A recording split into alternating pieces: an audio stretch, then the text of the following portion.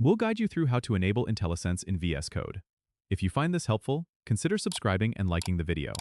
First, open your Visual Studio Code application on your desktop. Once you're inside, go to the Extensions view by clicking on the square icon on the sidebar or simply pressing Ctrl+Shift+X on your keyboard. In the search bar at the top, type in JavaScript and TypeScript IntelliSense if you're working with these languages, or search for the specific language support you need. Click on the extension that matches your language and hit the Install button. This step is crucial as IntelliSense depends on language-specific extensions.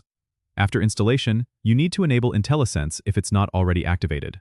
Go to the File menu at the top, click on Preferences, and then choose Settings.